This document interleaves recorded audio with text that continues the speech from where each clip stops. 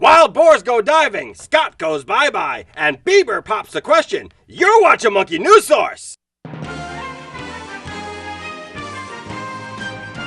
This is Monkey News Source with Tamra and Gordon.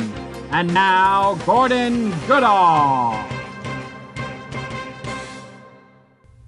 All right, hello and welcome back to Monkey News Source. I'm Gordon Goodall. Thanks for joining us here on the Monkey News Source. I'm very excited because we got an amazing show lined up, an outstanding guest. But before we get to all that stuff, we're going to do all the amazing things we usually do.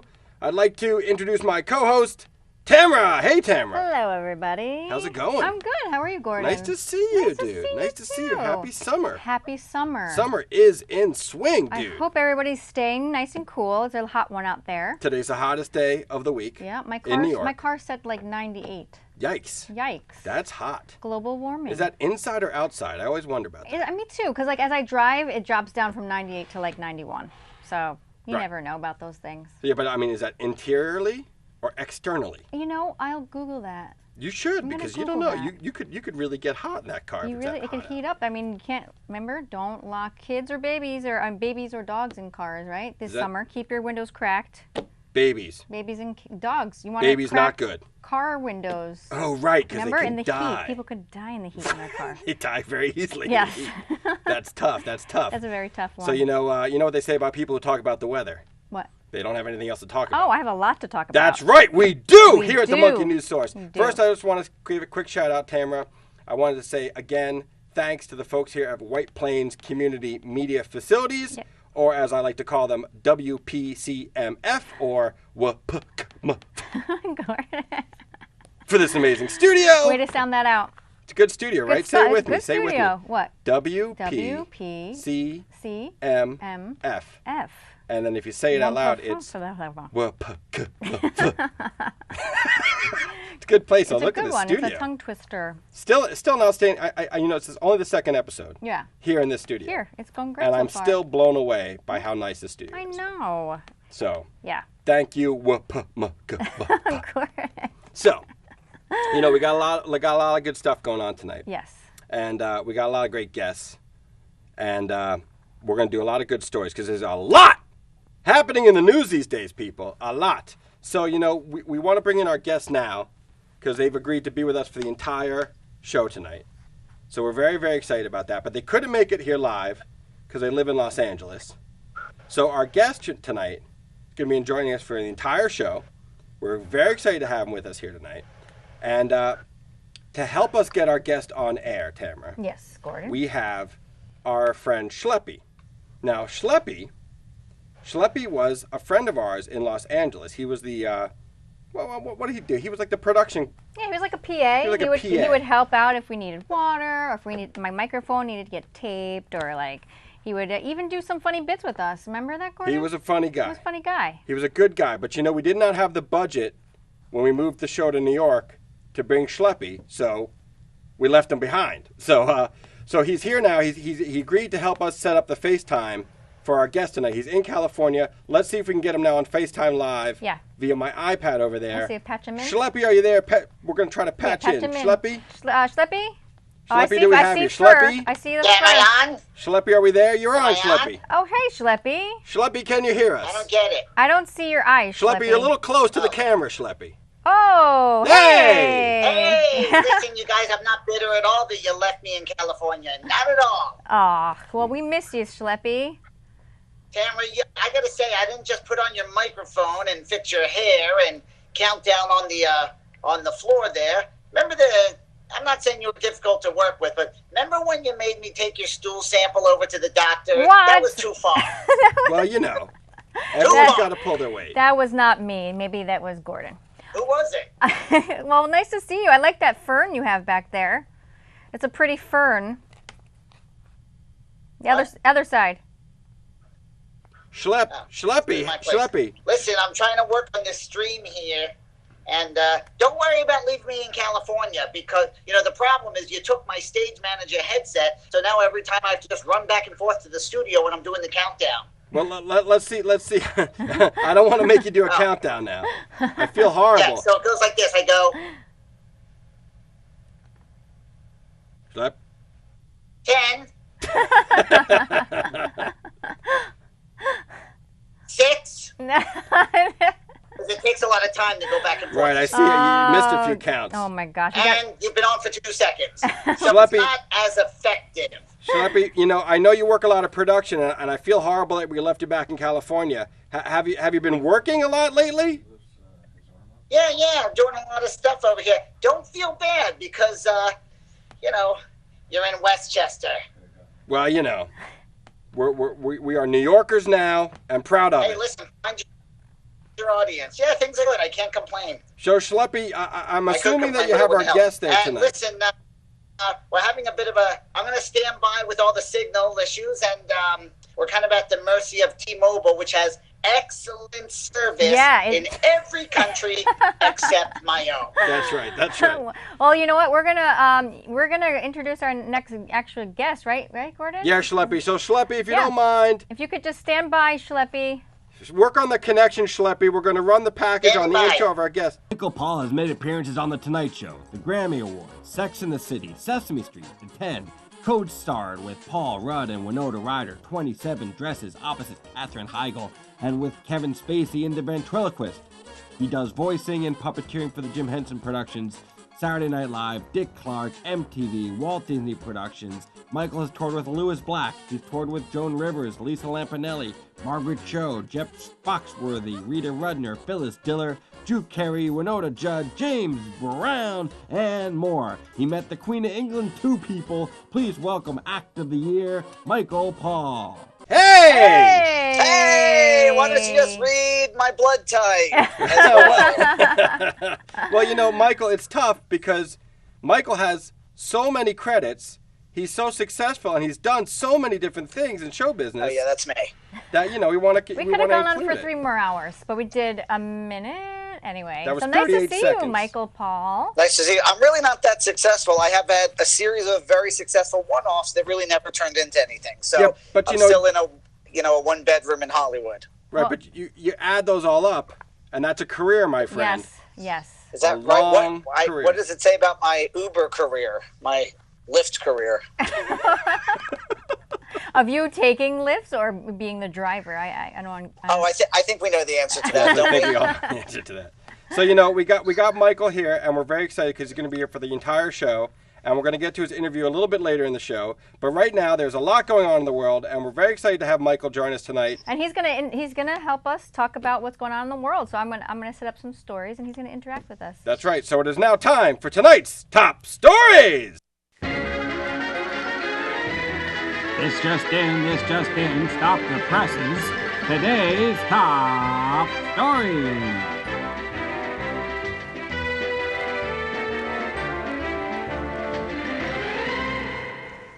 So we here at the Monkey News Source is so happy to announce that the children in the cave in Thailand are all free and they're out. It was a long process, and the boys were taken out one by one, and the rescue team was forced to act before the arrival of heavy rain. So, thank goodness, all of the kids are out, and you know what?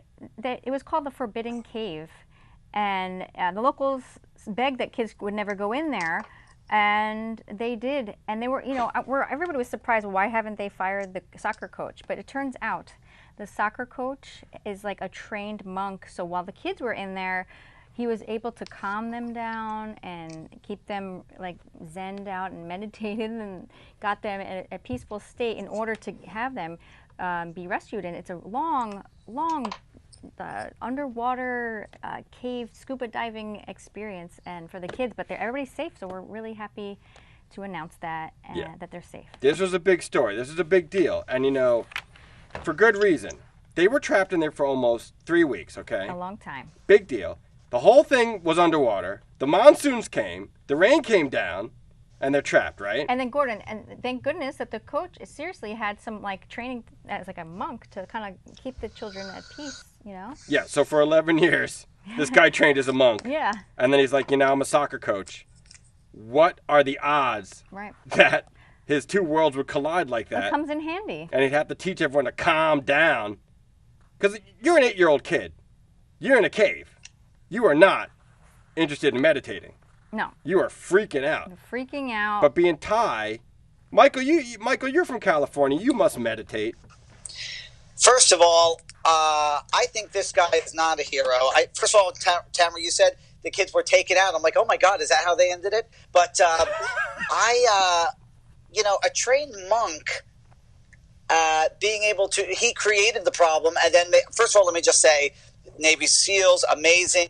Everyone came together. It's a very serious thing. It's upsetting. But I feel like you're giving credit to the monk who created the problem to begin with, like Jerry Springer. A bunch of Hitler, fundamentalists and Jews, and they fight and throw things. And then at the end, he says, "Take care of yourselves and each other." He created the chaos, so I'm not giving him too much. Too much accolade there. It's tough because it's so weird. I know so little about Thailand, except for the Buddhist stuff, and I guess underage prostitution. I don't know anything about Thailand. Oh, they have really good pad thai. I know they have really good food. Do they? Well, that's right, Tamra.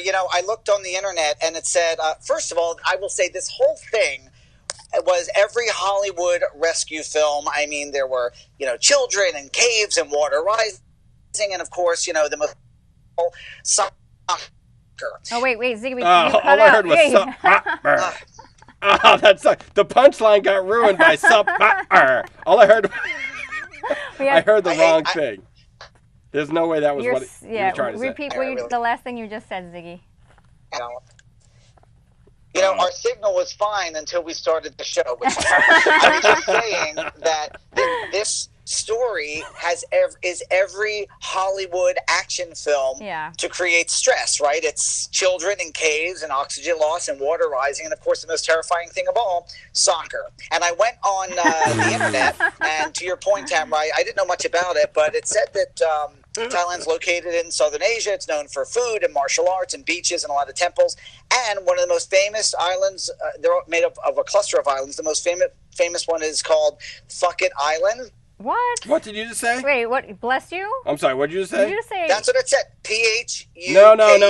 It's pronounced like phone, Phuket. Isn't it? Yeah. No, it's pronounced Phuket. No, that's it's not. It's not pronounced Phuket Island. Phuket Island. Yeah, the brochure is really, contradictory. But there's no way. There's no way it's called Phuket Island. It's called Phuket. Phuket? Phuket. The accent is on the wrong syllable. I think that's right. By the way, I will say, the team called themselves this whole excursion that they had. The moral of the story is that's why I don't go outside. I don't do gym class, no group events. That is the lesson that should be learned. But I think it's interesting that their team name was the Wild Boars. But I think after this, it should be like the Zen Librarians or, something like that. The Zen kids who get stuck in a cave. Yeah, the Chill Ballers. The Chill Baller. Tamra, how are we doing on time? I want to make sure we got 13 minutes on the clock there, Say again?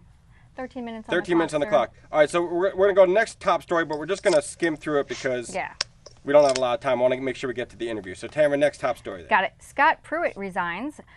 Scott Pruitt's long record of misdeeds finally seems to have caught up with him.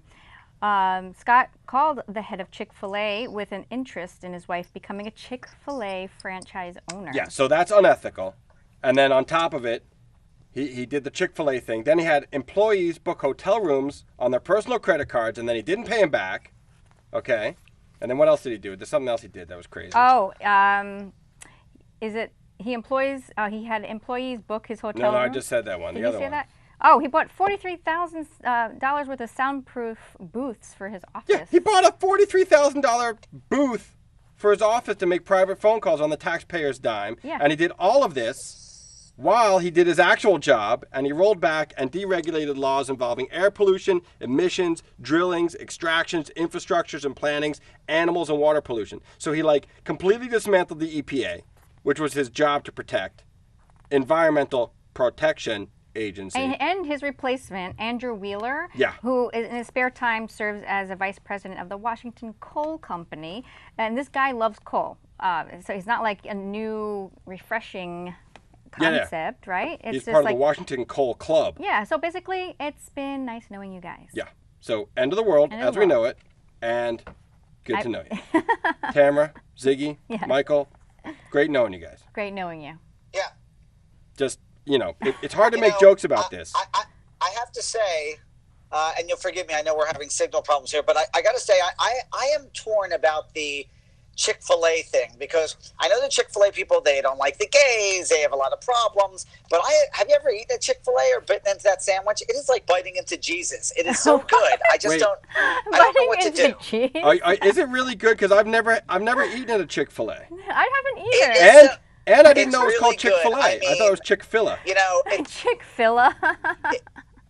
I'm sorry, say that again? Gordon said he thought it was called Chick-fil-A. I always thought it was pronounced Chick-fil-A. Well, you're the guy that think it's not fuck it. So who are you? Just saying. I'm just saying. It is really good. In fact, KFC is just, trash. By the way, I remember a long time ago, I got a bucket of extra. Oh, signal. We lost him. We lost but I him. will take this moment to say I've never eaten at a Kentucky Fried Chicken.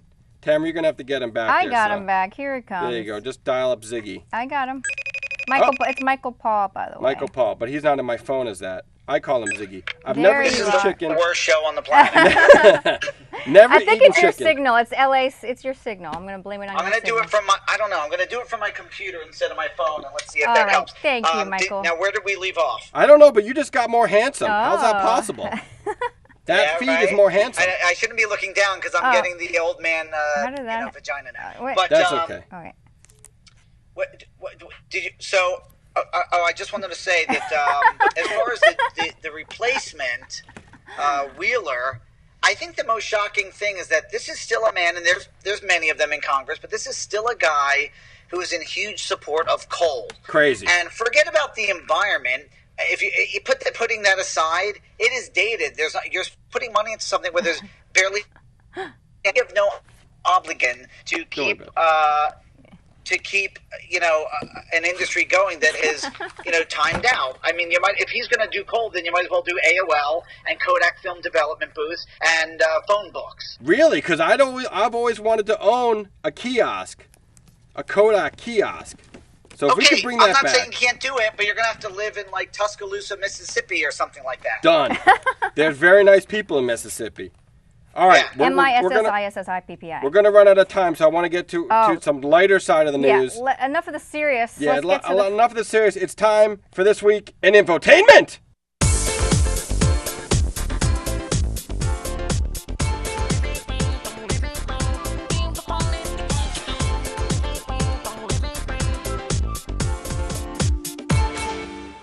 Okay, Yeah. so check this out. Go for it. Justin Bieber popped the question to Haley Baldwin. No kidding. Yes.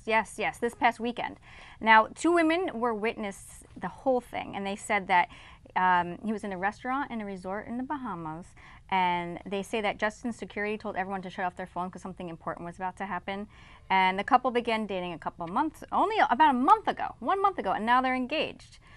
Justin and Haley have dated before, and it looks like they hooked up again just after Selena Gomez and Justin broke up. So now they're engaged. Can you believe it? Okay, after 1 month. I'm a little slow on the infotainment. And since you're the expert. Yeah. So let me just get this straight. So Selena Gomez is the one with the brown hair and the tiny face, Exactly. right? She's a singer and she sings. And then Haley Baldwin is Alec Baldwin's niece. Now, wait a minute. What does she do?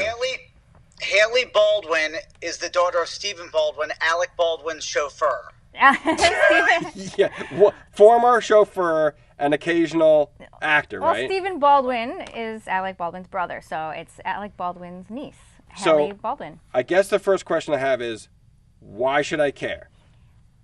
Well, you're right. I agree with you, Gordon. I think that, first of all, I think he has some balls making everyone pay attention to what he's doing. You don't see me going, excuse me, now I'm eating. Although I just think it's weird. Wait, that Ziggy, I've had a love-hate relationship with him let him because keep going. he grew up in Toronto, a very white bread town, and now he's like a thug.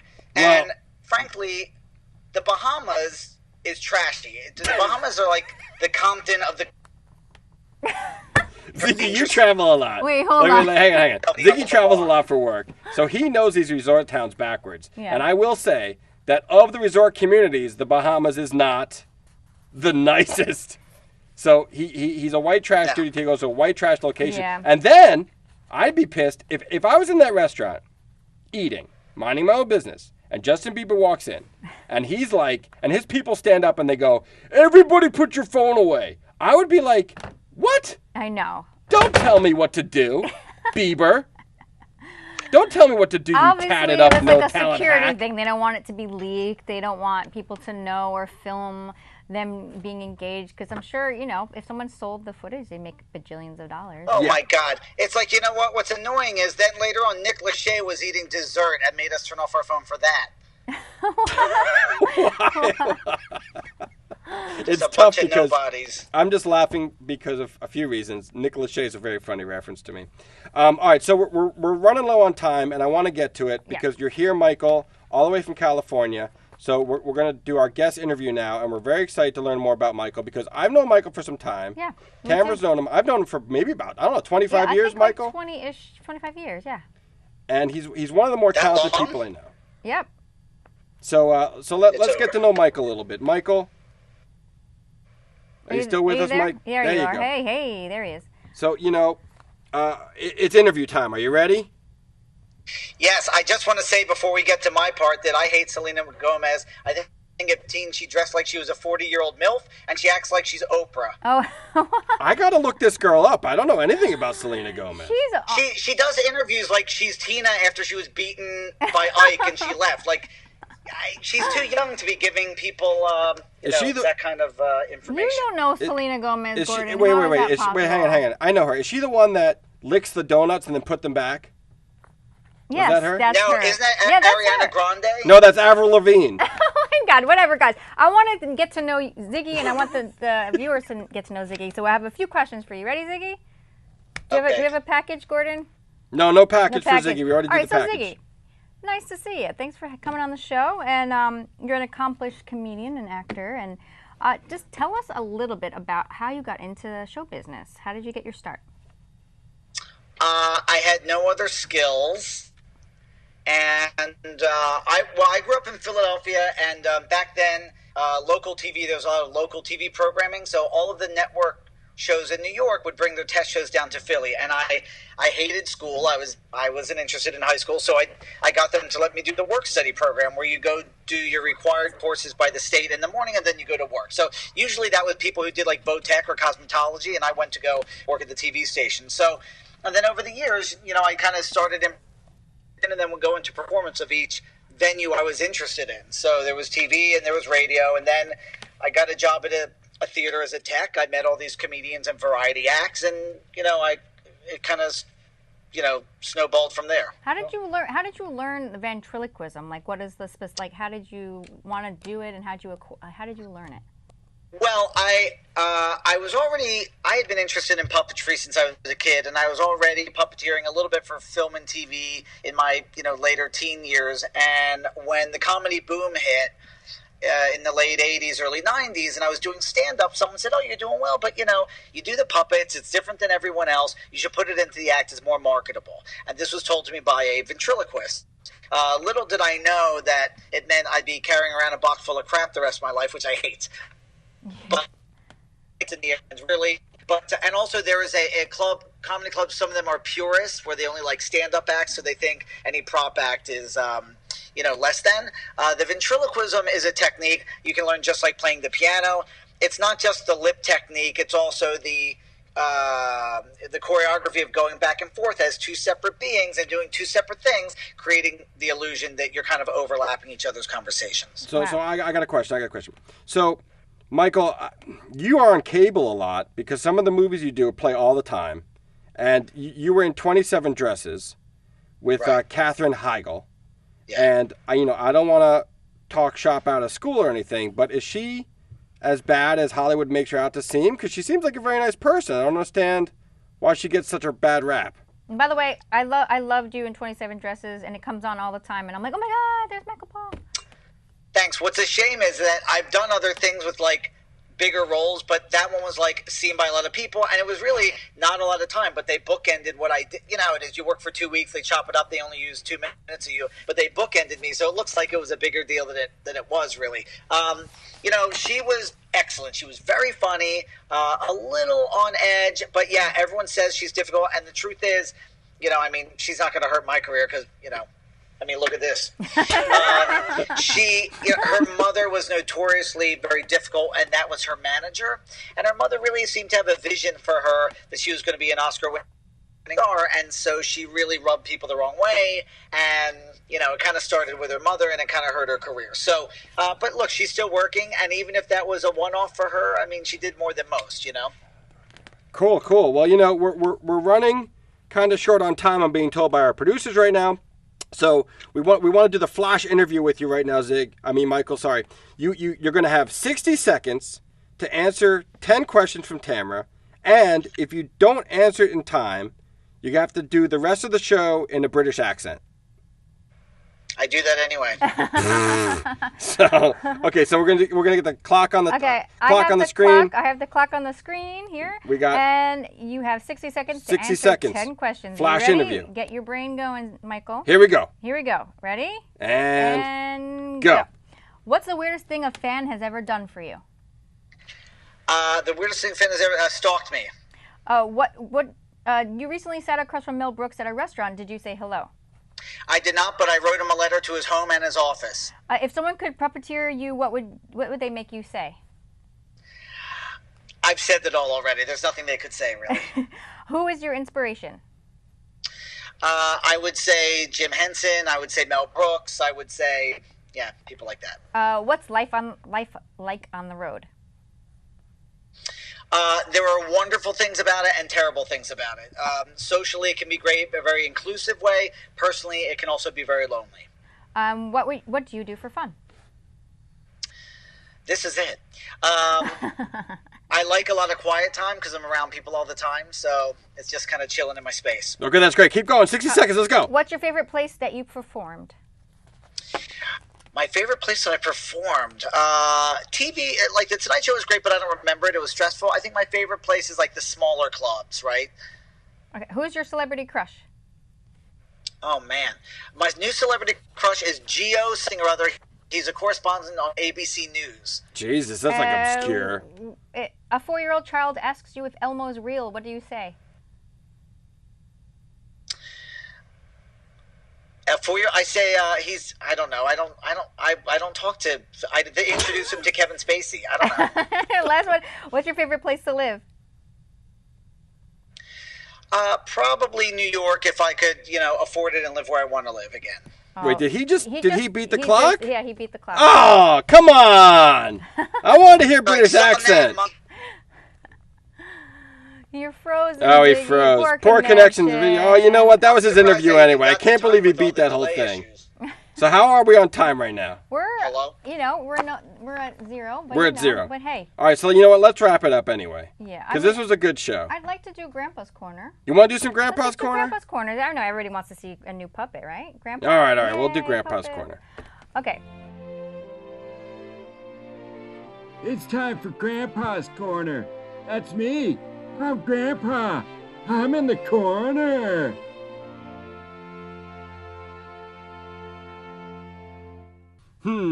Let me see. Civic, civil, civilian. Oh, here it is. Civility. Noun. Formal politeness and courtesy in behavior and speech. A polite act or expression. You know what's wrong with the world today? Same thing that's always been wrong. Meet the new boss, same as the old boss, okay? Get it, people? That's what's wrong with Washington. The stone-cold facts are that the people we have in office are not any good at their jobs. Not at all. And that's a fact, Jack. It's downright embarrassing. Now, I'm not going to name names on who I think is to blame, but I will say the guy's name sounds a lot like Donald Trump. It's a whole new world out there, people. And if you see something, you gotta... Oh, I lost my glasses. Ah, shit. Anyone see my glasses? Glasses? Damn it. Oh, ha! Okay. Guys, look. In my day, we had a government that worked properly. Oh, wait, no. That's not correct. We had a lot of problems, too. You have #MeToo? Well, we had Grover Cleveland, who sexually assaulted a lady, knocked her up, and then used his political influence to have her committed, and then the child sent to an orphanage. The P-tape is real. I promise you that. In my day, we had Don Sturgis. Look it up. No Scaramucci in my day. We had fettuccine. Grandma used to make the best fettuccine Alfredo. Made me fart a lot, though. Milk-based sauce and all. But I'm here to tell you it's not all gloom and doom. Not by a long shot. Why? It's because we have each other. And we can help one another out. And not refuse to bake a cake. And not seat someone in an establishment because of their political, religious, or sexual beliefs. Remember the blacks and the Jews. Remember what happened to them. How about this? Let's say this pledge together. Seriously, do it at home. I know it's just a silly pre-taped segment on a public access TV show. Don't knock it till you try it. Okay, Tamra, I want you to raise your right hand. And the home viewers, raise your right hand. Repeat after me. Okay. I state your name here. State my name here. No, Jesus. Say your real name. Say my real name. No, stop repeating me. Stop repeating. No, Tamra! Yeah. Try again. Okay. I. Now say your name. Tamra. Very good. Do solemnly pledge. Do solemnly pledge. To be kind to all creatures on this planet. To be kind to all creatures on this planet. I pledge to love my neighbor regardless if their thinking is different than mine. I pledge to be a little different than mine. Mine. I pledge to be different. I pledge to be different. I pledge to be unique. I pledge to be unique. I pledge to not repeat things other people tell me to say. I pledge to not repeat things my grandpa. Good job, good job, good job. And I'll tell you what, folks, I'll make your promise. I'll keep my pledge if you'll keep your pledge. And everything should be dandy after that. Oh, that's so nice, Grandpa. Well, you know, I'm a nice guy. Some great words. No problem. Keep some peace in this world. That's true, that's true. So let's, you know what? I'm really excited because now I get to throw it to a fun segment that I've always loved. It's now time for Plug-O-Rama!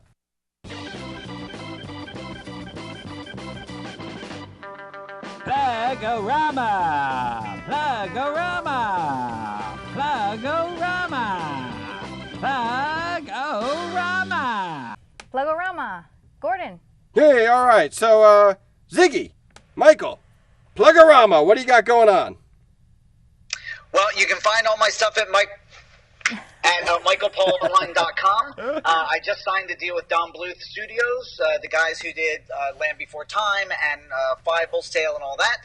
You can find all that online. Also, my book that came out 2 years ago, Breaking Out of Show Business, What I Discovered by Not Being Discovered, is going into reprint, and in August it'll be out with all new pages, ebook and otherwise, on Amazon and Barnes & Noble. And I'll be performing here and there around the country, and you can find me, online. All right, Michael Paul, thank you so much for joining us today, Michael. Yeah, thank you. That was excellent, Michael. Thank you for joining Thanks us. for coming. And Tamra, thank you for joining us. Thank you, Gordon. Hey, always a pleasure. And thank you again to the White Plains Community Media Facilities. And, let's do our sign-off. We practice this. Ready? Yeah. Let's practice. Okay. Go.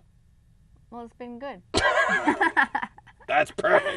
No, thank you again for watching. And I'm Tamra. And I'm Gordon. Thank you for watching the Monkey News Source. And that's the whole rack of bananas.